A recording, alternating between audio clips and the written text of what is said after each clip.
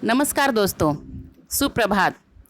आज हम छठी कक्षा का पाठ क्रमांक 4 जोकर यह पाठ ऑडियो अध्यापन द्वारा सीखने वाले हैं। सभी छठी कक्षा के छात्र हिंदी की किताब निकालकर अपने सामने रखिए और नए शब्दों को लिखने के लिए कलम और कापी तैयार रखिए। तो चलिए शुरू करते हैं। पाठ क्रमांक 4, पाठ का नाम जोकर, पृष्ठ क्रमांक 11। पढ़ो, समझो और लिखो। बच्चों, क्या आप जोकर को पसंद करते हैं? हाँ, सभी छात्रों का यही उत्तर होगा, क्योंकि जोकर बच्चों को बहुत प्यारा होता है। आपने इस जोकर को देखा है? और हाँ तो कहाँ देखा है? ठीक है, सर्कस में। सही बात है। तो चलिए हम इस जोकर पाठ के चित्र पाठ द्वारा इस पाठ को समझ लेते हैं। जोकर यह जो पाठ है वो है एक चित्र पाठ है। चित्रों की सहायता से हमें मुहावरे और कहावतें बनानी हैं और समझ लेनी है। क्या आपको मालूम है मुहावरे और कहावतें किसे कहते हैं? मुहावरे और कहावतों में क्या भेद होता है? तो चलिए सबसे पहले इसे समझ लेते हैं। हमें जब अपनी बात कम से कम शब्दों में लोगों तक पहुंचानी होती है, तब हम मुहावरे और कहावतों का इस्तेमाल करते हैं। मराठी में इसे वाक् प्रचार और म्हणी कहते हैं। जब इसका संक्षिप्त रूप होता है तब इसे मुहावरे कहते हैं और किसी विस्तारित प्रसंग, घटना, कहानी का कम से कम बातों में वर्णन करना होता है तो कहावत का इस्तेमाल करते हैं। समझे आप? कहावत विस्तीर्ण होती है तो मुहावरा संक्षिप्त होता है। ठीक है, तो हम कुछ कहावतें और मुहावरे जान लेते हैं, जैसे कि हाथ कंगन को आरसी क्या, होश खो बैठना, प्रफुल्लित होना, आस्तीन का साफ होना आदि। तो चलिए पाठ की ओर चलते हैं। दिए गए चित्रों से हमें कहावत और मुहावरे बनाने हैं। अध्ययन कौशल्य में दिए गए चित्रों को देखिए। पहला चित्र है घर, मुर्गी और दाल। चित्र को देखकर क्या आप बता सकते हैं इससे कौन सा मुहावरा या फिर कहावत बनाई जा सकती है? सही है, घर की मुर्गी दाल बराबर, एकदम सही। दूसरा सांकेतिक चित्र है जिसमें संख्या दी गई है। पहली संख्या है 9, दूसरी संख्या है 2 और उनका अधिकतम उत्तर है 11। और इससे कहावत बनती है 9 2 11 होना, यानी कि भाग जाना। घर की मुर्गी दाल बराबर होना यानी कि घर में गौण रूप प्राप्त होना। तो चलिए हमें जोकर की सहायता से आगे की कहावतें और मुहावरे समझने हैं। ठीक है, पहला चित्र है जोकर का, जो कुछ कसरत और खेल दिखा रहा है। जब जोकर ऐसी कुछ कसरतें और खेल दिखाता है तो वो खेल देखकर हम तो खुश होते हैं, पर कभी कभी यही बात उसके लिए जानलेवा भी हो सकती है। चित्र में देखिए आप। इसलिए इस घटना को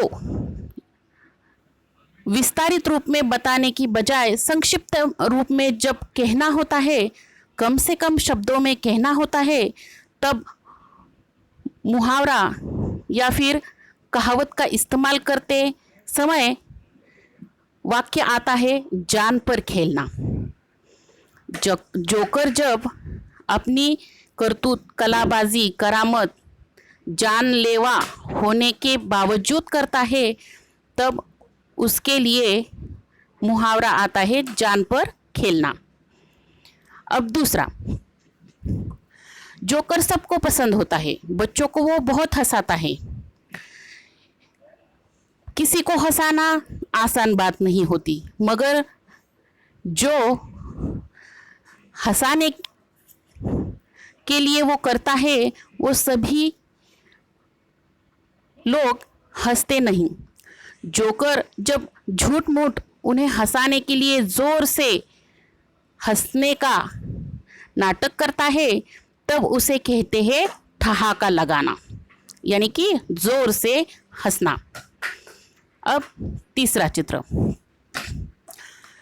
बच्चों को हंसाते समय जब बच्चे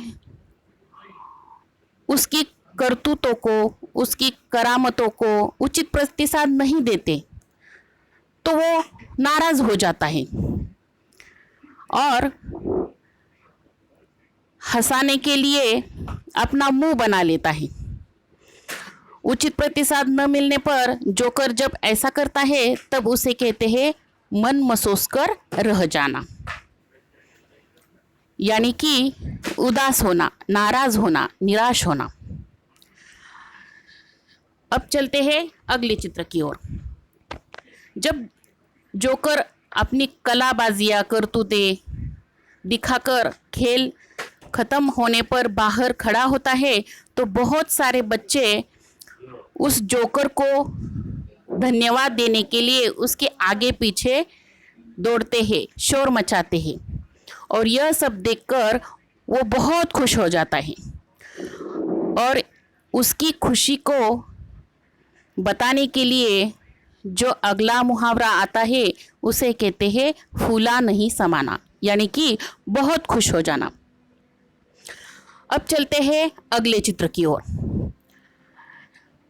जब बच्चे जोकर को देखते हैं, उसकी नकल करते हैं, तो जोकर को भी बच्चों की यह करतूत अचरज में डालती है और वो उन बच्चों को देखकर दंग रह जाता है कि बच्चे भी उसकी नकल कर रहे हैं, यानी कि वो दंग रह जाता है, मतलब उसे आश्चर्य होता है। अब अगला चित्र है, जोकर शोर मचाने वाले बच्चों को आंखें दिखाता है। खुशी के कारण बच्चे बहुत शोर मचाते हैं, आप भी मचाते हैं ना, वैसे ही। तो उन्हें डांटकर चुप कराने के लिए जोकर उन्हें आंखें दिखा कर चुप करवाता है। चित्र में देखिए आप, जोकर बच्चों को आंख दिखाकर डांटने की कोशिश कर रहा है। तो आंख दिखाना इसका मतलब है डांटकर चुप करवाना। अगला चित्र है, मौका मिलने पर जोकर कलाकारों के करतूतों का श्रेय लेता है, अर्थात गंगा गए गंगादास, जमुना गए जमुनादास। तो बच्चों, सर्कस में जोकर के सिवाय और भी कलाकार और भी करतबगार होते हैं जो करामतें दिखाते हैं, कलाएं दिखाते हैं, मगर वो दिखाते समय जोकर उनका श्रेय खुद को लेता है, जबकि उसे वह नहीं आता। इसीलिए यह कहावत है कि गंगा गए गंगादास, जमुना गए जमुनादास। अब अगला चित्र है, गाना तो नहीं आता और जोकर कहता है गला खराब है। यह तो ऐसा ही हुआ, नाच न जाने आंगन टेढ़ा। मतलब किसी की फरमाइश पर जब जोकर को गाने को कहो तो वो सुरीला नहीं गा पाता और इसे छुपाने के लिए वो कहता है कि मेरा गला खराब है, वरना मैं बहुत अच्छा गा सकता हूँ। जब हमें कोई काम नहीं आता तो हम उसे टालते हैं, इसीलिए यह कहावत होती है, नाच न जाने आंगन टेढ़ा।